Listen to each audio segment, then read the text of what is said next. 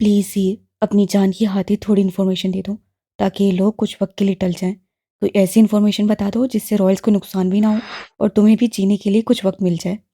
वो उसकी जानिब देखते हुए इल्तिजाया बोला, तुम्हें क्या लगता है मैं बेवकूफ़ हूँ? तुम जैसे घटिया और जालिम इंसान की बातों में आऊंगी जो मुझे यहाँ तक पहुँचाने में हिस्सादार है, जो मेरे दर्द की वजह है। वो सुर्ख होती आंखों से उसे देखते हुए बोली, मेरा यकीन करो हीर, मैं तुम्हारी मदद कर रहा हूँ। मैं अभी जाकर हसाम को फ़ोन करके बता दूंगा कि तुम यहाँ हो। बस मेरा साथ दो। मैं अपने बदले की आग में तुम्हारी कुर्बानी नहीं दे सकता। सॉरी, मुझे देर से एहसास हुआ, लेकिन प्लीज़ समझो। वो जानबूझकर उसके बाल खींचने का नाटक करते हुए उसके कान की जानिब झुककर सरगोशी नुमा बोला, क्योंकि वहाँ कैमरा लगा हुआ था और इंतेनी उन्हें देख सकता था। हीर का दिल किया कि वो कुछ बताए या ना बताए, ये ज़रूर बता दे कि रॉयल्स जानते हैं कि आज बॉस ने जो वापस न्यूयॉर्क अपने प्राइवेट जेट से जाना है उसमें बम है, ताकि नेक्स्ट शो प्लान में तब्दीली करके किसी और तरह बॉस को उड़ाने का मंसूबा बना ले। लेकिन उसमें ये करने का हौसला नहीं था, क्योंकि बाप होने का उससे अभी कंफर्म नहीं था, लेकिन बॉस तो था ही ना वो। मैं ऐसा नहीं करूँगी। वो जैसे भी हैं मेरे लोग हैं, मैं उनको चीट नहीं करूँगी। मरना पसंद है, धोखा देना नहीं। उसके इत्मीनान पर वो अफ़सोस से नाम सा हिलाकर ज़मीन से उठ गया। दुआ करना, जो मैं सोच रहा हूँ उसमें कामयाब हो जाऊँ। वो कहकर बगैर उसकी तरफ देखे कमरे से निकल गया। अस्साम की आँख खुली तो उसने खुद को बेड पर पाया। तो वो जल्दी से अपने वजूद से चिप्स निकाल कर नीचे उतरने की कोशिश करने लगा। इससे पहले वो बिस्तर से निकल जाता, हुरिया बेगम ने नम आंखों से उसके कंधे पर हाथ रखा, जिसने उनकी जानिब एक बार भी नहीं देखा था। वो बेध्यानी में उनका हाथ झटक कर जल्दी से हर चीज़ से आज़ाद होकर बेड से नीचे उतरा। क्या वो तुम्हें मुझसे भी ज़्यादा अजीज़ है? तुम एक बार मुझे भी देखोगे भी नहीं? हुरिया बेगम की सिसकी वाली आवाज़ से उसके चलते कदमों को ब्रेक लगाई, जो दुनिया से बेगाना जल्द से जल्द हीर तक पहुँचने का ख्वाहिशमंद था।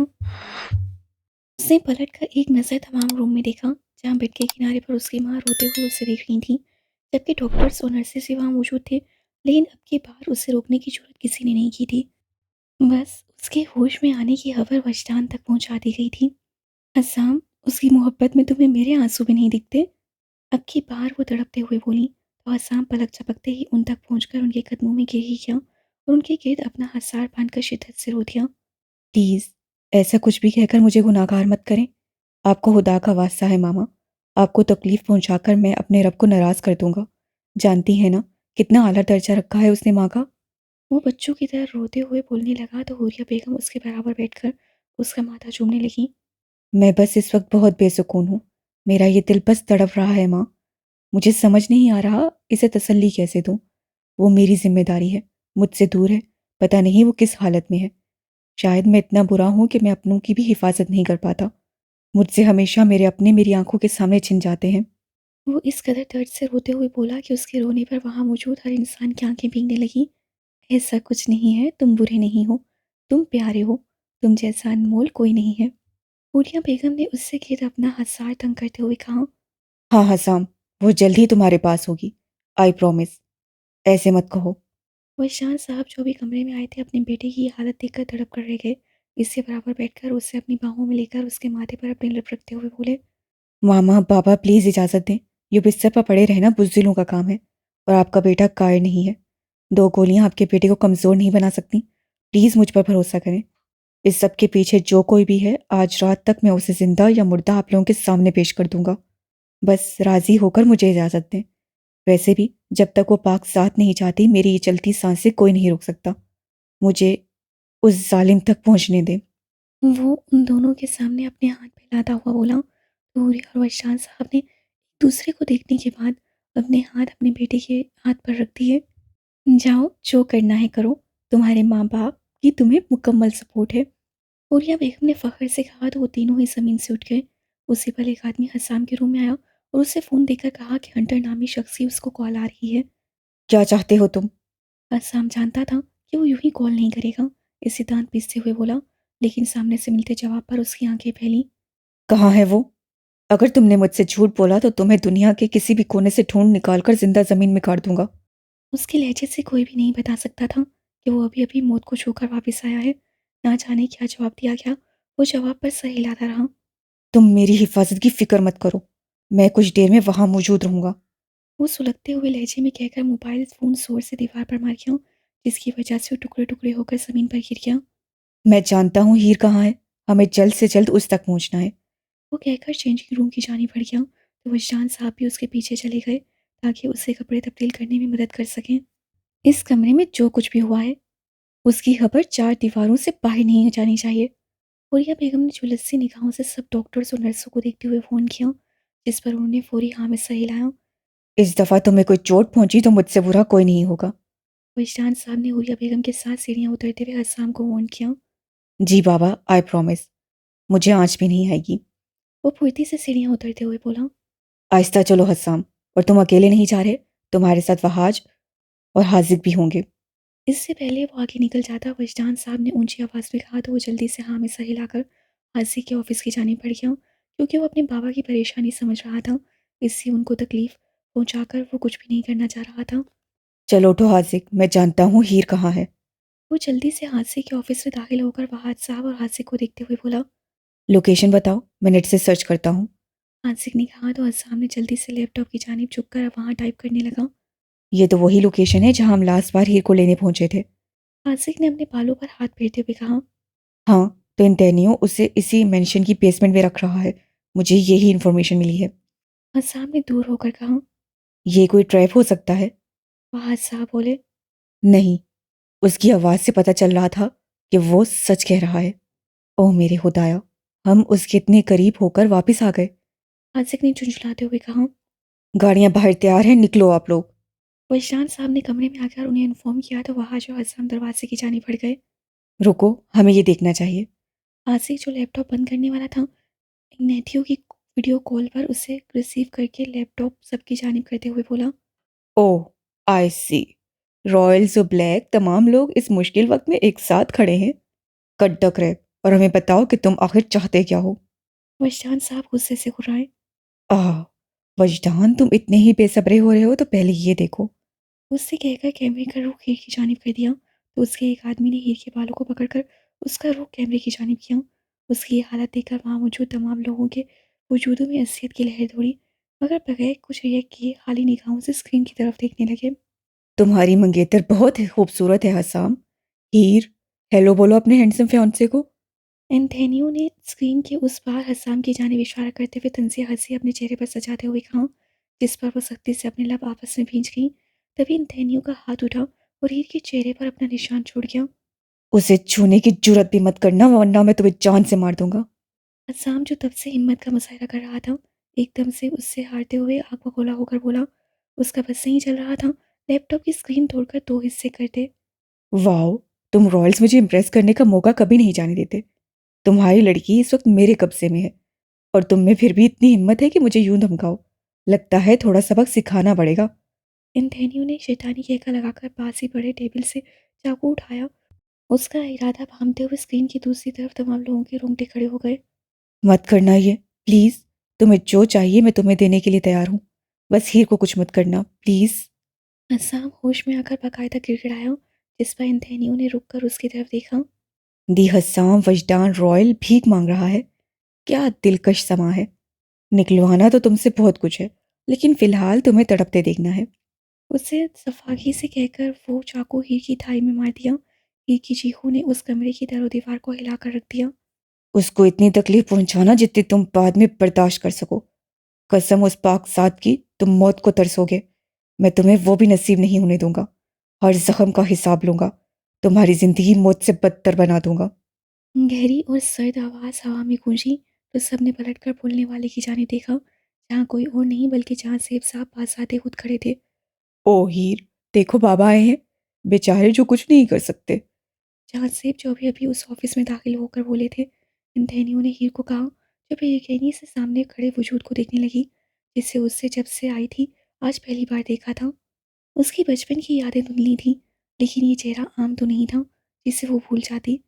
अब जरा बस उनमें इतनी तब्दीली आई थी कि बालों में कहीं कहीं सफ़ेद रंगत भी थी। पापा, वहाँ सब से लग बड़बड़ाए, जबकि बाकी सभी बेयकीनी से उन्हें देखने लगे। असम जो दिल के किसी कोने में इस बात पर शक रखता था, लेकिन आज वो शक यकीन में बदल गया था। ओप्स, तुमने अपनी फैमिली को भी सच नहीं बताया हुआ। एंथोनियो तंजिया लहजे में बोला। तुम वो सब छोड़ो, ये सुनो। जिसके बाप ने उसकी बेटी की हिफाजत की खातिर सारी उम्र उससे जुदाई काटी हो, आज उसी बेटी की जान पर बनी हो तो वो बाप क्या करेगा? उन्होंने बहुत सुकून से पूछा, लेकिन उनकी आंखों में एक तूफान सा उठ रहा था, जिसकी लपेट में सब कुछ बहुत जल्द आने वाला था। क्या? कुछ भी नहीं। उनके लहजे में कुछ ऐसा था कि 2 पल के लिए इंद्राणियों की जुबान भी लड़खड़ाई थी, मगर वो जल्द ही खुद को कंपोज़ करते हुए बोला, बर्बादी, तबाही, सब मलिया-मिट होगा, सबका सब।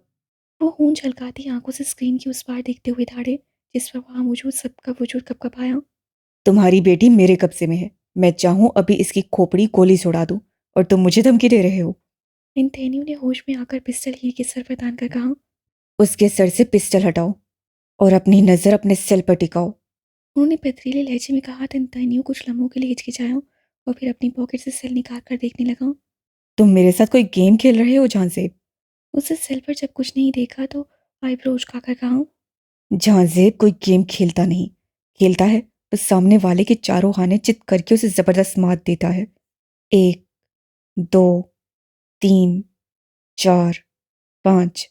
नजर मोबाइल पर। झांसेब जो बोल रहे थे, उन्होंने इंद्राणियों को नासमझी से अपनी जानिब देखते हुए पाया तो उससे बोले, 10। उन्होंने भी कहा ही था कि इंद्राणियों का मोबाइल बजने लगा। देख क्या रहे हो, उठाओ। उनके कहने पर वो आखिरी पल पर कॉल उठा गया। सामने से ना जाने क्या कहा गया कि उसका पूरा वजूद लरसा, जबकि उसका चेहरा लट्ठे की माने सफ़ेद पड़ गया। गेम, हल्लास, सब तबाह, बस यूं, यूं, यूं। उन्होंने चुटकियां बजाते हुए कहा, जबकि बाकी सब ये मंजर हैरत से देखने लगे, क्योंकि उन्हें कुछ समझ नहीं आया था कि आखिर हुआ क्या है। कैसे कैसे हुआ ये सब? इन थैनियों की चिल्लाती हुई आवाज़ हवा में गूंजी। सामने से ना जाने क्या कहा गया। वो सिल पकड़कर जोर से दीवार के साथ मार गया। कैसे? मैं पूछता हूँ कैसे? तुमने कैसे अचानक से मेरी हर जगह पर धावा बोल दिया है? वो लैपटॉप के सामने झुककर झांसे रॉयल से रिमांड करने लगा। उसका रोम रोम गुस्से से पागल हो रहा था। ऐसे, ऐसे और बस ऐसे। झांसे में चुटकियां बजाते हुए सफाकी से कहना शुरू किया, तुम्हें क्या लगा तुम मेरे घर में घुसकर मेरी बेटी को उठा ले जाओगे तो मैं यहाँ चुपचाप बैठा बस तमाशा देखता रहूंगा? नहीं, मैं तुम्हारी आने वाली नस्लों तक को बर्बाद करके रख दूंगा। वो शोला बरसाते लहजे में गुर्राए, लेकिन ये इटली है, तुम्हारा न्यूयॉर्क नहीं। ये मेरी जमीन है, यानी मेरा राज। इस मुल्क का अंडरवर्ल्ड बादशाह मेरा बाप है। तुमने ये कैसे किया है? ये पॉसिबल ही नहीं है कि तुम हमारे मुल्क में घुसकर हमारी सारी प्रॉपर्टी और घरों पर अटैक करवाओ। वो चीखते हुए बोला, क्योंकि उसे ये बात हजम ही नहीं हो रही थी। हल्का फुल्का वार समझ में आता है, लेकिन सिरे से ही सब पर काबिज आ जाना कैसे? बिल्कुल वैसे ही जैसे तुमने मेरी दुनिया को तबाह करने के लिए प्लान बनाया था, लेकिन तुम एक्शन ही नहीं ले पाए। लेकिन हम रॉयल्स हैं, जो सोचने के साथ साथ अमल करना भी जानते हैं। बहुत गरूर है ना तुम रॉयल्स को। अगर मेरा कुछ नहीं बचा तो तुम्हें तुम्हारी बेटी को भी मरना होगा। वो सुर्ख होती आंखों से कहकर पिस्टल का रुख की जानिब गया। तुमने पहली गलती उसे किडनैप करवा के की है, दूसरी गलती उस पर हाथ उठाकर, और अब ये तीसरी गलती मत करना। खुदा की कसम, मैं तुम्हें सजा भी सिर्फ पहली गलती की दी है, जो तुमसे बर्दाश्त नहीं हो रही। इस गलती पर मैं तुम्हें ना जिंदा में छोड़ूंगा न मुर्दों में। उसका हाथ कुछ पल के लिए ट्रिगर से जरूर लड़सा, मगर वो मजबूती से उसके सर पर निशाना बांध गया। 5 मिनट में मेरे लोग तुम्हारे मेंशन पर पहुंचने वाले हैं। तुम यहाँ फजूल की हाँकते रहोगे या जाकर अपनी फैमिली को ही बचाओगे? यह मौत का खौफ यहाँ से हिलने नहीं दे रहा। जो यहाँ भी है, सिर्फ 5 मिनट की दूरी पर है। उनके कहने पर इंथेनियो की आंखें गुस्से से जलने लगी, तो उससे एक नज़र तमाम रॉयल्स के मेंबर्स पर डाली, जो खाली नजरों से उसे ही देख रहे थे। फिर उससे शैतानी कहका लगाया, जो मेरा है मैं वो वापस हासिल कर लूंगा। लेकिन हम माफिया के लोगों को इस शोहरत की बहुत लत होती है, जो मरने के बाद ही जाती है। हीर का खून बहुत ज़ाया हो रहा है। मेरा नहीं ख्याल तुम्हारे आदमी पहुंचने तक ये खुद की सांसों को चलाता रख पाएगी। बाकी रही नस्लों के तबाह करने की बात, मेरा एक सरप्राइज जल्द ही तुम लोगों को मिलेगा, जिसकी गूंज सारी जिंदगी तुम लोगों को सुनाई देती रहेगी। यकीन करो रॉयल्स, ये मेरा तुम लोगों को अब तक का बेस्ट गिफ्ट होगा। हीर ना सही, मैं दूसरे तरीके से तुम लोगों को मारूंगा। वो बेहिसी से कहकर कॉल ड्रॉप कर गया और अपने कदम हंटर की जाने बढ़ाने लगा। धोखा। तुम्हें क्या लगा था तुम मुझे चीट करोगे और मुझे खबर नहीं होगी? तुमने खबर दे दी ना रॉयल्स को, सजा तो बनती है। इससे पहले वो कुछ कह पाता, इंथेनियो की पिस्टल से गोली निकली, जो सीधा जाकर हंटर की पेट में लगी। तो उसकी अजियत और दर्द भरी तकलीफों ने वहाँ खड़े लोगों की रूह तक को झंझोड़ कर रख दिया। हीर ने अपने कानों को वहशत से बचाने के लिए अपने कानों में उंगली डाली और उसकी आंखों से आंसू निकलकर उसके गालों पर गिरने लगे। तभी उससे अपनी थोड़ी पर किसी की सख्त गिरफ्त महसूस की, तो वो झटके से अपनी आंखें खोलकर कानों से उंगली निकाल गई। मुझे पता है वो तुम तक बहुत जल्द पहुंचने वाले हैं, लेकिन यह भी खत्म नहीं हुआ। वापस से फिर मुलाकात होगी। इन तैनियों ने अपनी गिरफ्त उसकी थोड़ी पर सख्त करते हुए कहा और फिर अपने साथियों के साथ बेसमेंट के दरवाजे की जाने बढ़ गया। कहते हैं इंसानी जिस्म से खून का बह जाना काफी खतरनाक है। देखते हैं अगली मुलाकात तक तुम दोनों जिंदा भी मिलते हो या नहीं। वो तंजिया हंसकर वहां से निकल गया। कॉल ड्रॉप होते ही हसाम ने जोर से लैपटॉप की स्क्रीन पर पंच मारा, जिसकी वजह से वो चिकनाचूर होकर टूट गई। मरना होगा, इसे मरना होगा। वो जो तब से अपने अंदर के तूफान को दबा रहा था एकदम से पागल हुआ। एंथोनियो किस सरप्राइज की बात कर रहा था? आज ने परेशानी से कहा। हो सकता है वो हमें सिर्फ परेशान करना चाह रहा हो, ताकि हम बौखलाकर कुछ गलत कदम उठाएं जिसका फायदा वो उठा सके। आसिक ने सोचते हुए कहा। हीर आपकी बेटी है। हसाम, हाजिक और यावर, तुम तीनों फॉरेस्ट हाउस जाओ। हीर जख्मी है। मैं नहीं चाहता मेरे आदमी उसे किसी प्राइवेट हॉस्पिटल में ले जाएं और पुलिस केस बने जो हीर को मजीद उलझनों में ले जाएगा। मैं चाहता हूँ पुरसुकून लाइफ गुजारे, इसलिए तुम तीनों निकलो। बाहर गाड़ियां और सिक्योरिटी गार्ड्स खड़े हैं। उन्होंने वजदान के सवाल को नजरअंदाज करके हसाम लोगों को देखते हुए हुक्मिया लहजे में कहा। वो दोनों ही इस बात में सही इलाका निकल गए। उसके बाद उन्होंने एक कॉल मिलाई। एंथोनियो इग्निशो यहाँ से निकलना नहीं चाहिए। वो मुझे किसी भी सूरत में चाहिए, वो भी जिंदा। कुछ भी करो, बेशक शहर को कर्फ्यू लगाओ या मुल्क को, बस वो चाहिए। एक गलती की सजा अभी बाकी है जो मुझे उसे देनी है। वो कॉल रिसीव होते ही सर्द लहजे में कहकर बंद कर गए। जब आपको पता था हीर कहाँ है, आप डायरेक्ट उसके पास क्यों नहीं गए? इमरजेंसी मीटिंग बुलवाई जाए अभी इसी वक्त। वो वहाँ आज की बात को अनसुना करके वहां से निकल गए। पुष्प तूफान अभी भी बाकी है जो आंखों से ओझल है। वजदान साहब सिरेला बड़बड़ाए। इन थैनियों के जाते ही कुर्सी से उठकर हंटर की जानी पड़ी, जिसके पेट से खून निकल रहा था। आई एम सो सॉरी हीर। मैं नहीं चाहता था तुम ये सब बर्दाश्त करो। मैं सिर्फ रॉयल से अपने पापा के कत्ल का बदला लेना चाहता था। वो भी ऐसे ही किसी माफिया गैंग का पार्ट थे जिनको रॉयल्स ने मारा है। लेकिन मेरे बदले की आग ने देखो तुम्हें किस हाल तक पहुंचा दिया। आई होप तुम यहाँ से हैरियत से निकल जाओ। वो भीगे लहजे में बोला, "श्श, फिक्र मत करो। हम इस जहन्नुमा जगह से दोनों एक साथ निकलेंगे। तुम्हें कुछ नहीं होगा।" वो उसे देखते हुए बोली, साथ ही यहाँ वहाँ देखते हुए कोई कपड़ा ढूंढने की कोशिश करने लगी ताकि उसके पेट पर बांध सके, जबकि उसके खुद के थाई से काफी खून निकल रहा था। तभी 5 आदमी बेसमेंट में दाखिल हुए, जिनके हाथों में बंदूकें थीं, जबकि उन्होंने काला लिबास पहना हुआ था। उनके हुलिये से हीर को पक्का यकीन हो गया कि ये रॉयल्स के आदमी हैं। हमें यहाँ से निकलना है। वो पांचों उनकी जाने बढ़े तो उनमें से एक आदमी ने बोला, प्लीज़ इसकी मदद करें। आप वो पर्दा उतार कर लाकर इसके पेट पर बांधें, वरना जैसे ही खून बह रहा है इसकी मौत भी हो सकती है। ही ने नम लहजे में कहा तो एक आदमी ने जल्दी से आगे बढ़कर पर्दा उतारा और उसका कुछ हिस्सा काट कर उसके पेट पर बांधने लगा, जबकि एक का खून बचा तो वो रिसीव करके साइड पर हो गया, जबकि एक ने थोड़ा पर्दा मजीद काट कर ही की जानी बढ़ाया और आंखों से उसकी टांग की जानिब इशारा किया, जहाँ से खून निकल रहा था। तीर ने वो पकड़कर नहीं बांधा तो उस आदमी ने नीचे की जानिब झुककर खुद उसकी टांग पर बांधने लगा। चलो जल्दी करो, हमें निकलना है। हसाम और हाजिक सा रास्ते में है। हमें इन्हें लेकर उन तक जाना है, फिर वो आगे इन्हें हॉस्पिटल ले जाएंगे। जो पत्नी कॉल पर था उससे आकर इन्फॉर्म किया तो 2 आदमियों ने हंटर को सहारा देकर उठाया, जबकि एक आदमी ने हीर को हल्का सा सहारा देना चाहा, मगर वो उसका हाथ झटक गई। प्लीज़ मैम ट्रस्ट करें, आपको कोई नुकसान नहीं पहुंचेगा। वो अदब से बोला। जब हीर ने उसकी तरफ देखा तो एहतराम से अपनी निगाहें भी नीचे झुका गया, तो हीर ने उसे अपना बाजू पकड़ने की इजाज़त दे दी, क्योंकि वो बगैर किसी सहारे के चल नहीं सकती थी। तो फिर वो पांचों आदमी बाहर की जाने बढ़ गए। या अल्लाह, इतने अच्छे और सुलझे हुए लोग इस माफिया की भयानक दुनिया में क्या कर रहे हैं? प्लीज़ इन्हें हिदायत दें, प्लीज़। वो खुद से बड़बड़ाकर गाड़ी में बैठ गई। 2 आदमी एक गाड़ी में थे, जबकि 3 दूसरी गाड़ी में। क्या तुम स्पीड तेज करोगे? हम जिस स्पीड से जा रहे हैं एक सदी मजीद लग जाएगी। अस्साम ने झुंझुलाते हुए हासिक को कहा, जो ड्राइविंग संभाले हुए था, जबकि उनके पीछे यावर की गाड़ी और उसके पीछे सिक्योरिटी की गाड़ी थी। नजर नहीं आ रहा, हर जगह नाकाबंदी है। लगता है तुम्हारे होने वाले सुसर ने करवाई है। ऐसा लग रहा है जैसे कर्फ्यू लग गया हो। वो उससे छोते हुए बोला, लेकिन अभी तो हम लोग निकले हैं, इतनी जल्दी कैसे हो सकता है ये सब?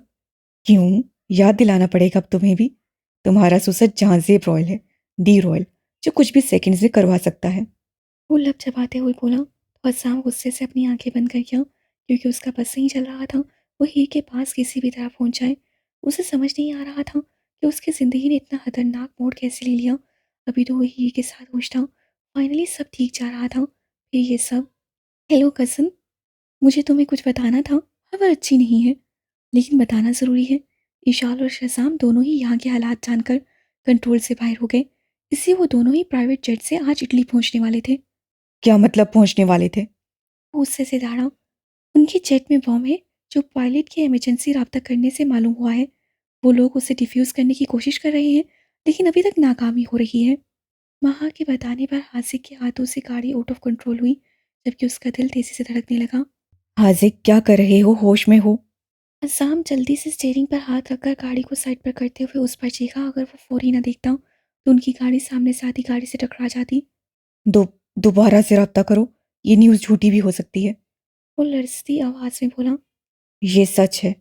वो ऐसे लापरवाह बनी कैसे वापस आ सकती है? वो कुछ भी करने से पहले सोचती नहीं है। कैंप से भी भाग गई थी और अब वहां से भी। इस लड़की को अपनी जान मुश्किल में डालकर मुझे तड़पाने का मजा आता है। वो स्टीयरिंग पर जोर से मुक्का मारकर गाड़ी से बाहर निकल गया। हाजी, क्या हुआ है? कुछ बोलोगे प्लीज? असाम ने जब उसे यूं दीवानावार अपने बाल खींचे देखा तो वो जल्दी से उसके पास आकर पूछने लगा। यार, वो ऐसे ही करती है। पता नहीं क्यों करती है। सबके साथ आ जाती। हाँ, देखो, अब जेट में बॉम्ब है। वो उसके गले लगकर गुस्से और तकलीफ के मिले जुले तासुरात में बोला, साथ ही उसकी आंखें नम होने लगी। तभी शावर और बाकी गार्ड्स भी गाड़ियों से निकलकर उन तक आ गए। जेट में बॉम्ब का इशाल से क्या लेना देना है? असाम ने नासमझी से पूछा, क्योंकि वो समझ गया था कि वो इतनी तकलीफ से किस लड़की का जिक्र कर रहा है। इशाल और शहजाम आज यहाँ प्राइवेट जेट से आने वाले थे। उसमें बॉम्ब है।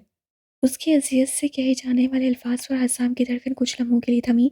मतलब इंतैनियों ने जिस सरप्राइज की बात की थी वो यही था। यावर जो उन तक पहुंचे थे, उनकी आखिरी बात सुनकर उन्हें सिचुएशन की नाजुकी का अंदाजा हो गया था। सब ठीक हो जाएगा। उनके साथ हमारी सिक्योरिटी टीम होगी, जो कि बेस्ट है। वो बम डिफ्यूज कर लेंगे। असाम ने उसे हौसला दिया। तभी दो गाड़ियां उनके करीब आकर रुकी, जिनमें हंटर और हीर थे। असाम फौरन उस गाड़ी तक पहुंचना चाह रहा था, लेकिन भाई की तकलीफ भी उसके दिल पर नेसे की तरह लग रही थी। तुम जाओ, मुझे कुछ कॉल्स करनी है। आसिक उसे गाड़ी की जाने धकेल कर खुद अपना पर्सनल सेल पकड़कर कॉल मिलाने लगा। साम फुर्ती से गाड़ी का दरवाज़ा खोलकर उसमें दाखिल होकर हीर को अपने सीने से लगा गया। उसे यकीन ही नहीं हो रहा था वो सचमुच यहाँ है। वो उससे गिर अपना हजार बांध कर फूट फूट कर रो दी। प्लीज मत रो। जिसने तुम्हारा ये हाल किया है, उसकी जिंदगी का हर दिन मुश्किल कर दूंगा। यह हसाम वजदान का वादा है। उससे उसके चेहरे की जाने देखते हुए दर्द भरी आवाज़ में कहा, जहाँ थप्पड़ के निशान थे, जबकि होंठ फटा हुआ था। सर, प्लीज़ हंटर को चेक कर ले, उसे गोली लगी हुई है। हीर ने जब शावर को खुद की तरफ बढ़ते देखा तो उससे आगे वाली इस गाड़ी की जानिब इशारा किया। क्यों? वो क्यों उसे देखें जिसकी वजह से तुम इस हाल तक पहुंची हो? असाम ने सर लहजे में कहा, असाम प्लीज़, ये वक्त इंसानियत दिखाने का है। उसे मेरा वहाँ बहुत साथ दिया है। प्लीज़, उसे गोली मेरी वजह से लगी है। अगर वो मेरे कहने पर तुमसे रब्ता नहीं करता तो इस सिचुएशन तक नहीं पहुँचता। उसके कहने पर यावर आगे वाली गाड़ी की जाने बढ़ गए, जहाँ हंटर बेहोश हो चुका था, जबकि उसकी सांसें मध्यम चल रही थी। हमें जल्द से जल्द हॉस्पिटल पहुंचना होगा, क्योंकि इसे ऑपरेशन की ज़रूरत है, क्योंकि गोली काफ़ी देर से उसके अंदर है। यावर ने आकर जल्दी से कहा तो सब लोग गाड़ियों में बैठकर हॉस्पिटल की जाने बढ़ गए। हाँ, बोलो, क्या खबर है? आसिक जो शारिफ के साथ राब्ते में था उससे पूछने लगा। हर तरह की कोशिश की जा रही है, लेकिन बॉम्ब को स्टॉप करना उन्हें नहीं आ रहा। वो तकरीबन रोती हुई आवाज़ से बोला, क्योंकि शाल उसकी इकलौती बहन थी। कोई तो तरीका होगा। हर चीज़ का हल होता है, बस हमें उसे ढूंढना आना चाहिए। आसिक सुलगते लहजे में बोला। आई थिंक हमें एंथोनियो की ज़रूरत है। मुझे समझ नहीं आ रहा मैं यहाँ खड़ा क्या कर रहा हूँ जब हीर अंदर है। और सामने कॉरिडोर में यहाँ वहाँ चलते हुए सर लहजे में कहा, जिस पर हुरिया बेगम ने नाम सर हिलाकर एक आईब्रो उचकाकर उसकी तरफ देखा तो वो गुस्से से अपने बालों में हाथ फेरकर कुर्सी पर बैठ गया। कसम से मुझे यकीन नहीं हो रहा। उन बास्टर्ड्स ने मुझ पर कमरे में जाने से पाबंदी लगा दी है।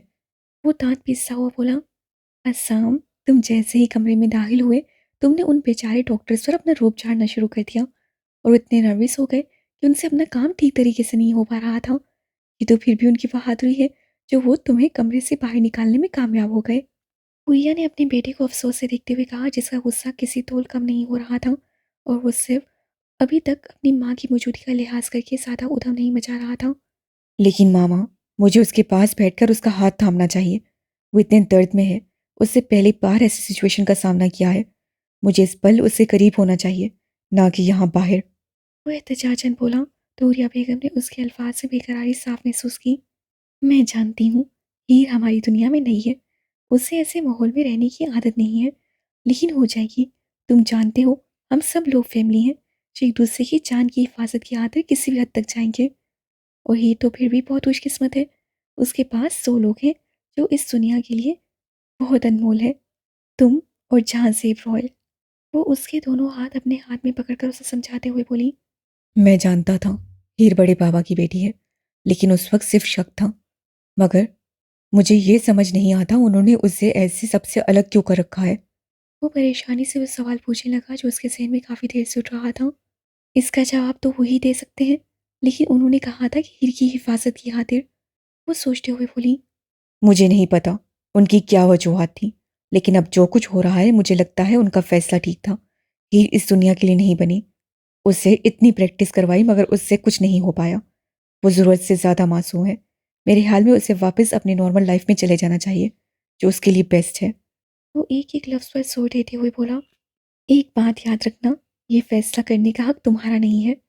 वो नॉर्मल लाइफ से मुराद अपने बेटे की सोच को परख गई थी, इसलिए उसे फ़ोन करते हुए बोली, क्योंकि ये फैसला करने का हक हीर का था और किसी का नहीं। इससे पहले हसाम कुछ कहता, आयमा की रोती हुई आवाज़ उसकी समातों से टकराई जो उनकी जानी भी आ रही थी।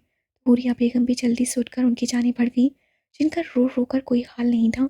उन्होंने उनके करीब जाकर उन्हें अपने सीने से लगा लिया। वो दोनों ही उनकी तकलीफ से बाखूबी वाकिफ थे, क्योंकि ऐसे ही दुश्मनों के अटैक की वजह से उनकी बेटी की डेथ हुई थी और आज फिर से वही अजियत महसूस कर रही थी। अभी तो उन्हें शहजाम और इशाल का नहीं पता था। वो तकलीफ से सोचते हुए कुर्सी से उठ गया, क्योंकि ये खबर अभी हासिक और शारिब तक महदूद थी। बड़ों को इसमें मुलविस नहीं किया गया था, क्योंकि उनका ख्याल था वो जल्दी इसका कोई हल निकाल लेंगे। हुरिया बेगम जो आयमा को चुप करवाने की कोशिश कर रही थी, उनकी नज़र हीर के कमरे से बाहर निकलते डॉक्टर ने खींची। हीर कैसी है? आयमा ने जल्दी से उठकर पूछा। असाम भी डॉक्टर के करीब जाकर खड़ा होकर जवाब का इंतजार करने लगा। हीर पोलाट अब खतरे से बाहर हैं। उनका बहुत सारा खून ज़ाया हो चुका था, जिसकी वजह से हमें ऑपरेशन के दरमियान काफ़ी मुश्किलात का सामना करना पड़ा। उनकी थाई का जख्म काफ़ी गहरा है। यही वजह है कि उनके खून के ज़्यादा बह जाने की। उसके अलावा उनकी 2 रिब्स टूट गई हैं, लेकिन शुक्र है उन्हें सर पर किसी किस्म की चोट नहीं आई है। लेकिन आप लोग घबराएं मत, उनकी हालत पहले से अब काफ़ी बेहतर है।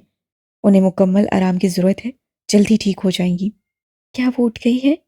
डॉक्टर के मुख्तसरन बताने पर हुरिया ने सवाल किया। आई एम सॉरी मैम, लेकिन अभी नहीं। जैसे कि मैंने आपको बताया है कि उनके वजूद से काफ़ी खून वेस्ट हो चुका है, इसलिए अभी वो काफ़ी कमज़ोर हैं। उन्हें रेस्ट करने दें। जैसे ही उनमें थोड़ी ताकत आएगी वो होश में आ जाएंगी। डॉक्टर के अल्फाज पर हसाम को लगा जैसे किसी ने बर्फ की भरी बाल्टी उसके वजूद में फेंक कर उसे 8 साल पीछे धकेल दिया हो, जहाँ वो ऐसे ही अपनी माँ के मामले में लाचारी और बेबसी महसूस कर रहा था। हसाम, हसाम, हसाम। पूरिया बेगम की मसलसल पुकारने पर उसके वजूद में कोई हलचल नहीं हुई, तो उन्होंने उसे बाजू से पकड़कर मुकम्मल झंझोड़ दिया, जो हाली नजरों से होश में आकर उन्हें देखने लगा। मामा, डॉक्टर ने कहा हीर अभी भी ठीक नहीं है और हमें उसके जागने का इंतज़ार करना है। लेकिन माँ, अगर वो कोमा में चली गई तो? वो टूटे फूटे अल्फाज में कहने लगा। हसाम, हीर उठ जाएगी, उसके जख्म मुझसे बहुत मुख्तलिफ हैं। रिलैक्स बेटा। वो उसे गले से लगाते हुए बोलने लगी। प्रॉमिस माम। उसने भीगे लहजे में पूछा। प्रॉमिस। चलो अब अंदर चलें, हीर तुम्हारी मौजूदगी महसूस कर लेगी, तुम उससे बातें कर लो। वो उसका हाथ पकड़कर आयमा बेगम की संगत में रूम का दरवाज़ा खोलकर अंदर दाखिल हो गई। उसके कदम उसके बिस्तर की जानिब बढ़ने से इनकारी हो गए, लेकिन फिर भी वो हिम्मत करके उसके पास जाकर खड़ा हो गया, जिसका चेहरा पीला जर्द पड़ा हुआ था। उसने नीचे की जानिब झुककर उसके चेहरे को अपने हाथों की पूंछ से सहलाया। कोई किसी मासूम पर इतना टॉर्चर कैसे कर सकता है? ये ख्याल जहन में आते ही उसके अंदर का बीस बाहर निकलने के लिए बेताब होने लगा। जिससे वो आंखें बंद करके बहलाने लगा। वो नीचे की जानिब झुका और बगैर किसी की मौजूदगी की परवाह किए हीर की पेशानी को छूकर एक नए मकसद से कमरे से बाहर निकलने के लिए आगे बढ़ाया। तुम कहाँ जा रहे हो? हुरिया ने फिक्रमंदी से पूछा, क्योंकि उन्होंने हसाम की निगाहों में एक अजीब सी वहशत देखी थी जो बता रही थी वो कुछ तो भयानक करने वाला है। मैं वहाँ जा रहा हूँ जहाँ मुझे होना चाहिए। हीर को होश आए तो मुझे इन्फॉर्म कर दीजिएगा। वो सफाकी से कहकर वहां से चला गया। वो इन टहनियों के पास गया है। आयमन ने नम आंखों से हीर के चेहरे को मोहब्बत से छूते हुए कहा, इस मामले में हसाम बिल्कुल अपने बाप पर क्या है। तब तक सुकून से नहीं बैठेगा जब तक अपना बदला ना ले ले और सामने वाले को बता ना दे कि उसने उसकी करीबी चीज को छूकर खुद अपनी मौत को दावत दी है। पूरिया ने हीर के बराबर स्टूल पर बैठते हुए कहा, हसाम जो भी करेगा अच्छा ही करेगा, क्योंकि वो घटिया इंसान इसी का मुस्तहिक है। अम्मा ने नरमी से हीर के बाल सहलाते हुए दांत पीस कर कहा। पूरिया ने कोई कमेंट नहीं किया, क्योंकि वो उनके दिल में उठते दर्द को बाखूबी समझ सकती थी।